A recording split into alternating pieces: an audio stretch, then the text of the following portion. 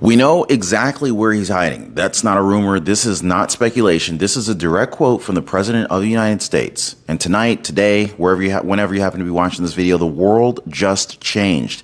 Because for the first time, President Donald J. Trump has gone fully public exposing Iran's supreme leader's secret location and sending a message louder than a missile. You're safe for now, but not for long.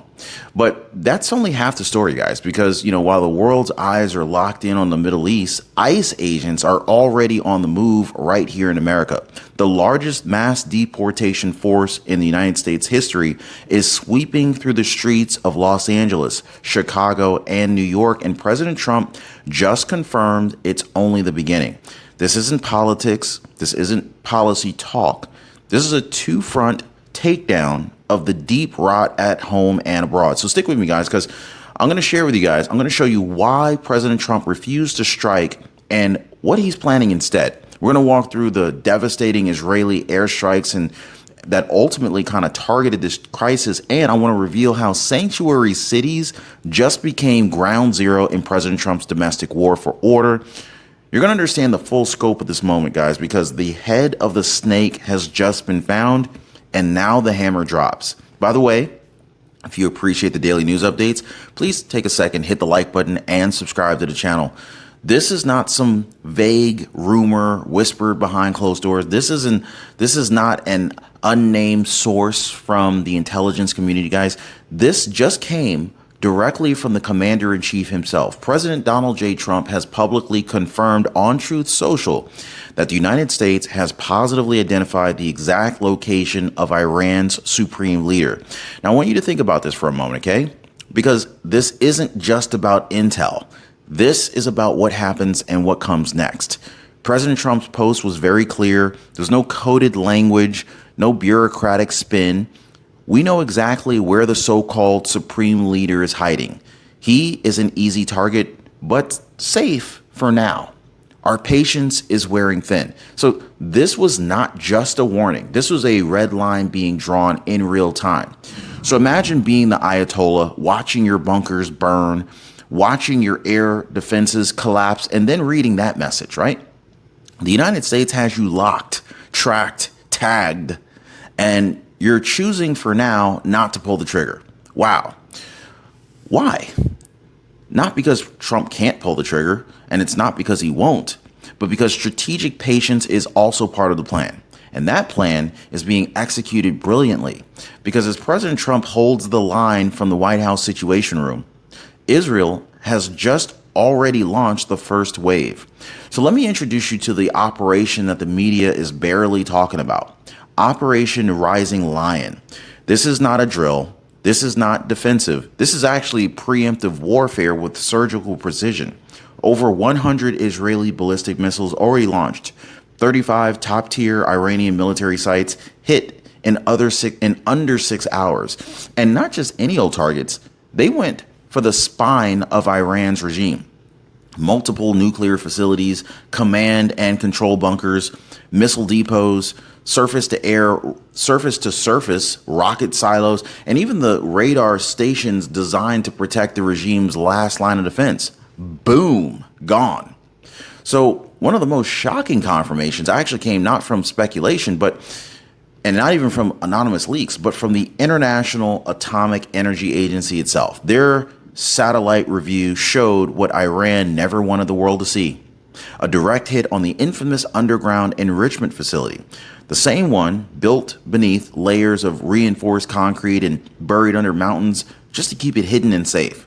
Well, it wasn't safe anymore. The Ayatollah's invincible nuke network is now crippled. And the myth of Iranian invulnerability, it's been shattered. And Israel didn't stop there. They neutralized Iran's surface-to-air missiles, took out their long-range radar, and jammed communications across the western Iran. They didn't just punch through defenses, they demolished them. And so now you might be asking yourself, well, how in the world did they do all that? Well, they did it with American-made firepower, F-16s, F-15s, F-35s, supplied under Trump's ongoing military support, fueled with U.S.-approved jet fuel, launched with full coordination between Jerusalem and Washington. This is more than an Israeli mission. This is a joint message to the enemies of the West. We see you, we can reach you, and we will decide when your time is up. But here's what most of the media will not say. This is not about missiles and bombs. This is about psychological warfare. This is about breaking a regime's will to fight before the first shot is ever fired at the man at the top. And President Trump, he's letting the Ayatollah know, you're not safe. You're just lucky we haven't ended this yet. And if you think that this is the end of the story, then you're dead wrong. Now, hundreds of viewers have already taken a leap, and the results speak for themselves. Amy Best, she was thrilled. She sent me a message the other day. She said, Ron, I just called chapter. Thank you so much. Cecil Frith Sr. also said, thank you for the chapter link, Ron. I'm now saving $166 a month on Social Security. That is a sweet raise. Guys, this is over $1,900 a year saved just between two people. Chapter is completely free. There's no pressure. They're just people who care about getting you the right Medicare coverage for your life and for your budget. Give our friends a chapter call right now. Phone number is 909-563-8279. Or even better yet, visit them on their website at askchapter.org/Ron. I'll leave a pinned comment for you guys, leave a link for you guys down below. Make the call right now. You'll be glad you did. Now, if you thought President Trump's post was intense, what just came out of Tel Aviv just hours later took this entire situation into dangerous new territory. Understand that Israel's defense minister, live on air, issued a blistering warning directly to the Ayatollah. No diplomatic filter, no polite restraint, just a straight shot from one sovereign power to another. I warn the Iranian dictator from continuing to commit war crimes, firing missiles at Israeli citizens. He should remember what happened to the dictator in the country neighboring Iran, who took this path against the state of Israel. Did you guys catch that? He's not talking theory here. He's actually talking about Saddam Hussein. This guy was a brutal leader who challenged Israel, defied the West, and ended up hunted down, pulled out of a dirt hole, and executed by his own people. This is the warning being delivered to Iran's supreme leader today. And when a nuclear-capable country like Israel begins making comparisons to Saddam Hussein, and a president like Donald Trump publicly reveals your location to the world, I can just tell you that this is not diplomacy. This is not messaging. This is the sound of a crosshair locking into place. But here's a twist. Trump had the shot. He didn't take it, though. Not yet. And this brings us to what may be the most strategic move that Trump has made since returning to office. You see, guys, most people think power is all about just pulling the trigger. But real power is making the world sweat like your finger hovers over it. President Trump revealed that the supreme leader is an easy target, but that the United States is choosing, for now, not to eliminate him. Why? Because Trump understands timing is everything. He's not acting out of restraint. He's acting out of dominance. So right now, Israel is sending a message. The Ayatollah is watching his empire unravel from the skies, and Trump is giving him a front row seat to his own undoing. But make no mistake, this isn't mercy. This isn't peace. This is psychological warfare on a world stage. The moment Trump takes out the Ayatollah, that's the end of the story. But the moment Trump says, we see you, we could end you, and we're letting the clock run, that's when fear creeps in.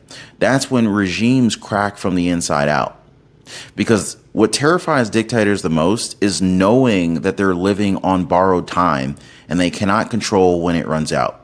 And if you think about, if you think that this is just about Iran, I want you to think again. Because while the Ayatollah is hiding underground, ICE is moving above ground in America's biggest cities. And Trump isn't just fighting a war overseas.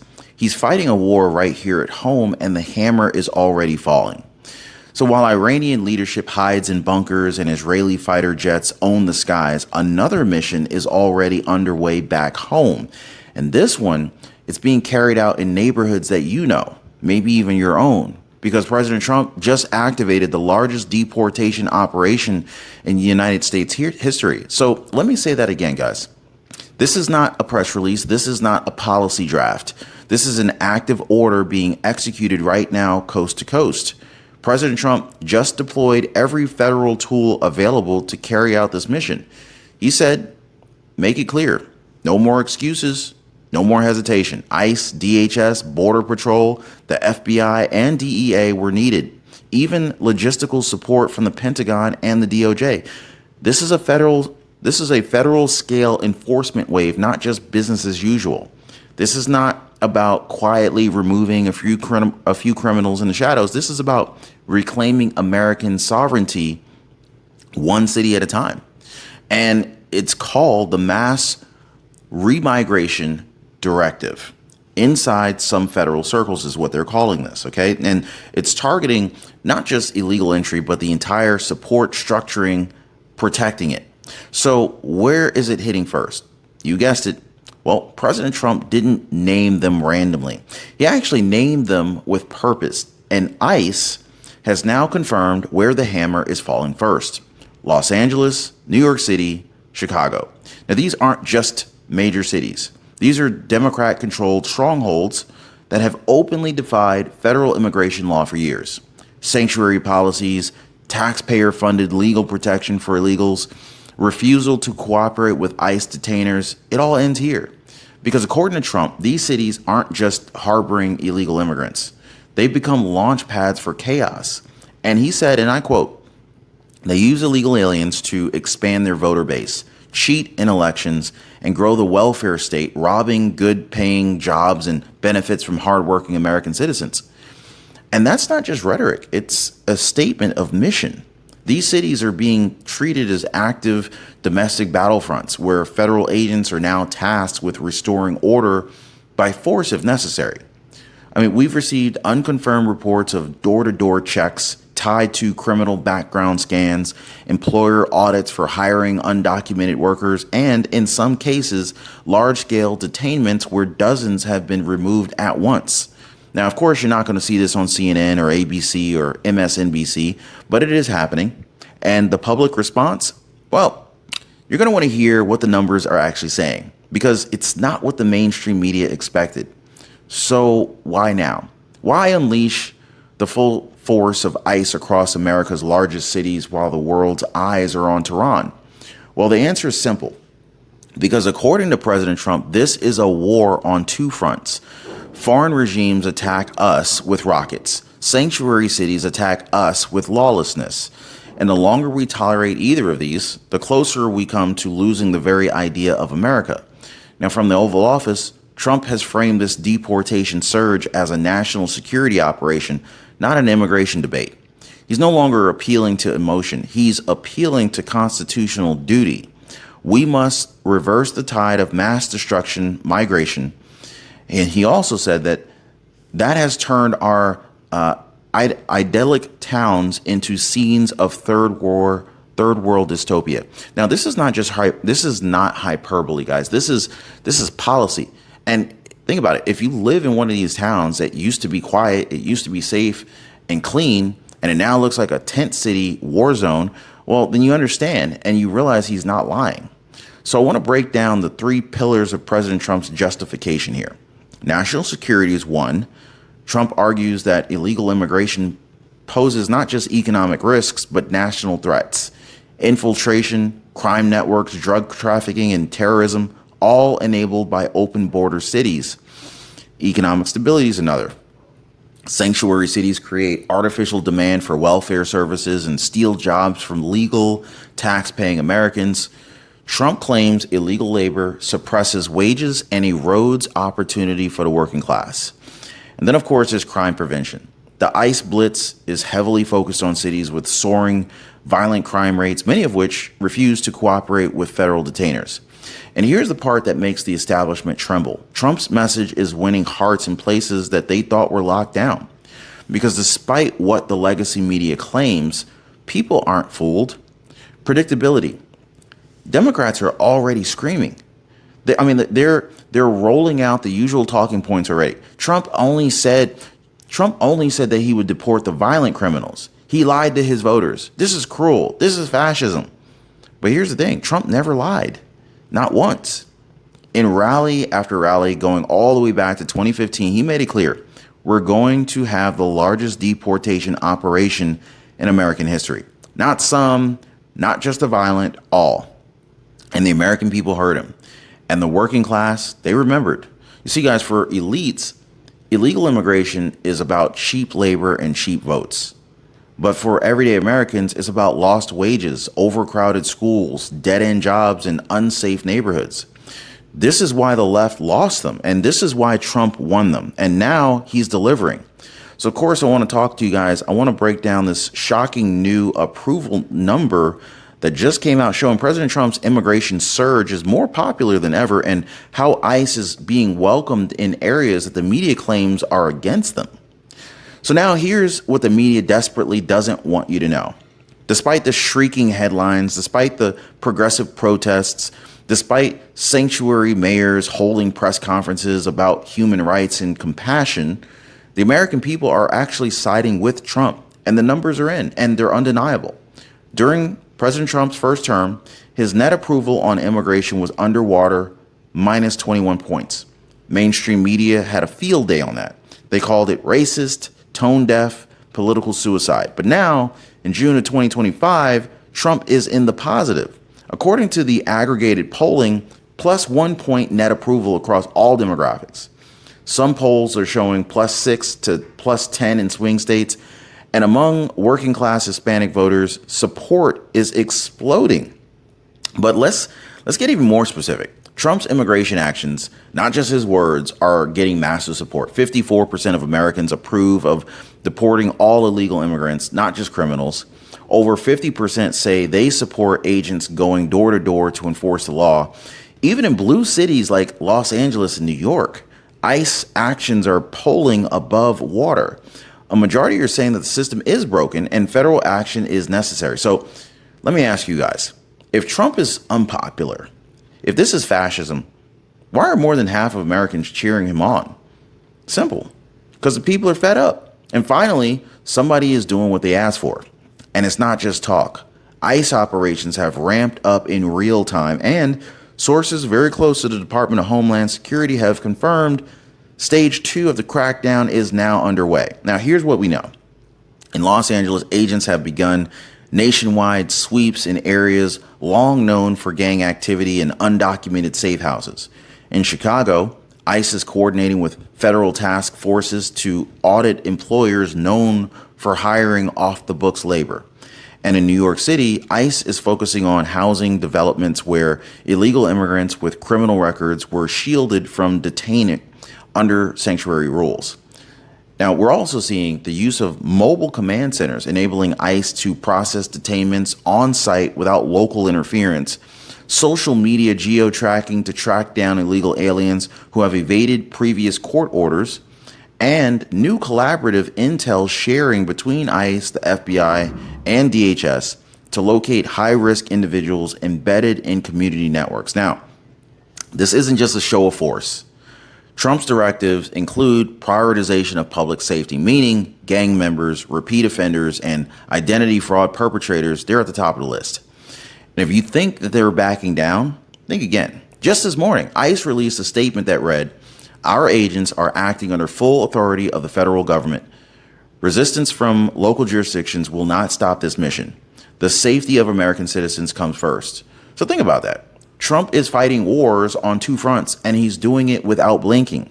So, ladies and gentlemen, we're witnessing something historic, not just a moment, but a doctrine. President Donald J. Trump is executing what many are calling the two-front restoration. One front faces outward toward our foreign enemies. The other one is facing inward toward the rot that is eating away at our cities for decades. Now, here's the thing. Both enemies, foreign and domestic, they depend on the same thing to thrive, a weak America. But that era is over. Trump's strategy is clear. You cannot be strong abroad if you're weak at home. And this is exactly what we're seeing play out here. So while Israeli fighter jets backed by U.S. tech and logistics rip apart Iran's military infrastructure, Trump is deploying ICE to rip apart the sanctuary networks that have turned American cities into legal black holes. It's not a coincidence. It's a coordinated doctrine. End the foreign threat, eliminate the domestic cover, and reclaim the republic. From Tel Aviv to Texas, from the bunkers of Tehran to the streets of Los Angeles, the message is the same. You're not untouchable anymore. Now think about this. Just 18 months ago, America was humiliated. Balloons flying over our skies, embassies getting overrun, ICE agents sidelined by activist mayors, foreign leaders mocking the White House. But now, Iran's nuclear program is crippled, their supreme leader is exposed, sanctuary cities are being dismantled from within, and President Trump is commanding the most feared, respected, and operationally decisive United States that we've seen in a generation. So this is not about revenge. It's about restoration. It's about reestablishing America's power militarily, diplomatically, and culturally. So to the enemies of America, both foreign and domestic, there is no more sanctuary. There are no more safe zones. There's no more delay. Iran's leadership cannot hide. Illegal aliens hiding behind corrupt local laws can't hide. Those who enabled this system, who gave shelter to chaos, they can't hide either. The line has been drawn. The hammer has been dropped. And Donald Trump, he's not asking for permission. He's executing the mission. So whether you're a dictator in a bunker or mayor in a sanctuary city, you've been found and justice is en route. So if you believe in this mission, if you believe in restoring law, order, and real strength, I want you to smash the like button, subscribe for the truth that they won't air on legacy networks, and I want you to drop a comment. Should Trump finish the job both abroad and here at home? Because the next 48 hours, they're going to be changing everything. So get ready.